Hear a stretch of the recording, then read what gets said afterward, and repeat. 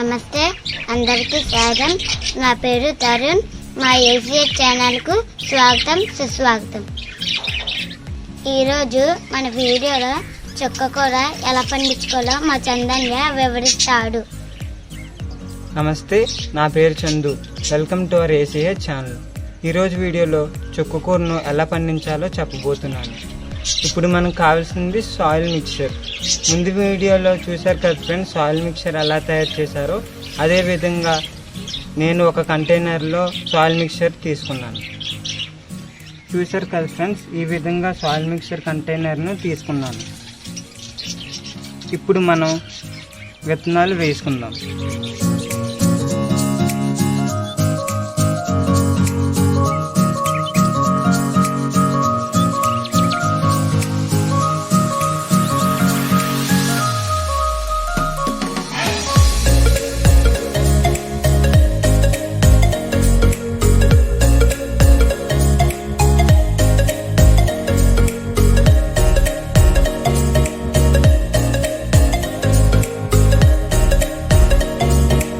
చూసారు కదా, ఇప్పుడు నేను విత్తనాలు వేస్తాను. ఇప్పుడు దానిపైన కోకోపీట్ లేయర్ వేస్తున్నాను.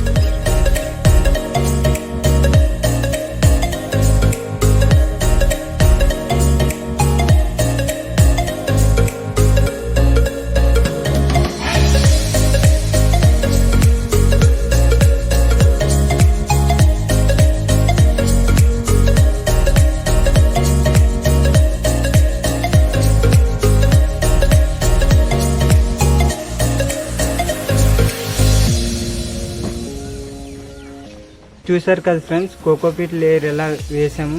ఇప్పుడు వాటర్ అనేది డైరెక్ట్గా వేయకుండా ఇలా బాటిల్కి హోల్స్ పెట్టుకొని స్ప్రింక్లింగ్ పద్ధతిలో యూజ్ చేసుకోవాలి. చూడండి ఫ్రెండ్స్, ఇలా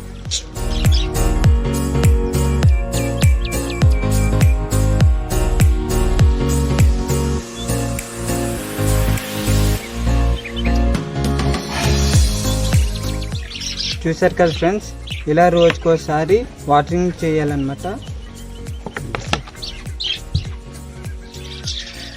ఇలా స్ప్రింక్లింగ్ చేయడం వల్ల 8 to 10 డేస్లో సీడ్స్ జర్మినేషన్ స్టార్ట్ అవుతుంది. 3 వీక్స్లో హార్వెస్ట్కి వచ్చేస్తుంది.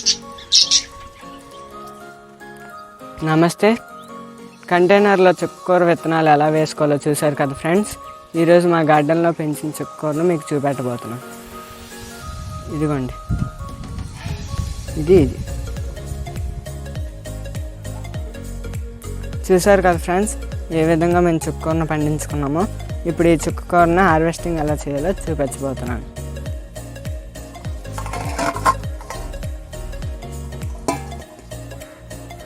మనం ఈ చుక్కకూరను ఇక్కడ మట్టి నుంచి, సాయిల్ నుంచి ఒక 3 inches 4 inches హైట్ వదిలేసుకొని ఆ పైనుంచి కట్ చేసుకోవాలి. ఈ విధంగా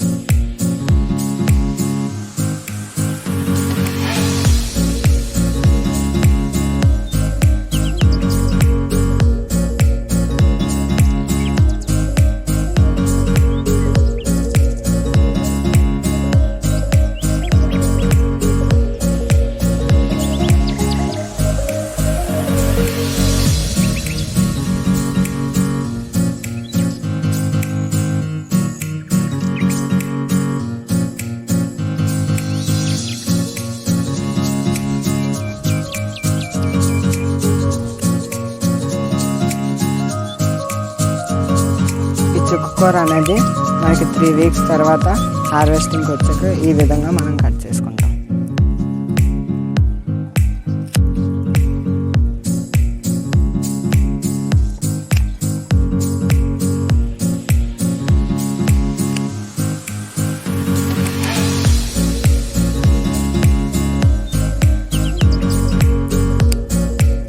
ఇది కట్ చేసాక మళ్ళీ 3 weeks తర్వాత మళ్ళీ మనకి చుక్కకూర అనేది మళ్ళీ హార్వెస్టింగ్ అనేది వచ్చేస్తుంది.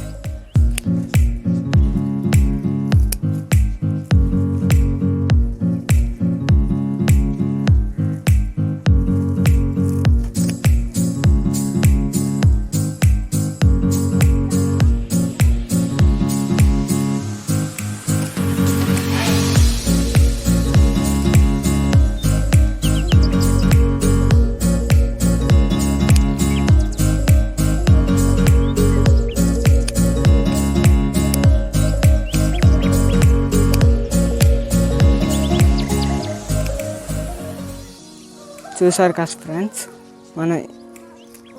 మనం ఏ పెస్టిసైడ్స్ వాడకుండా ఈ చుక్కకూరను పెంచుకున్నాం.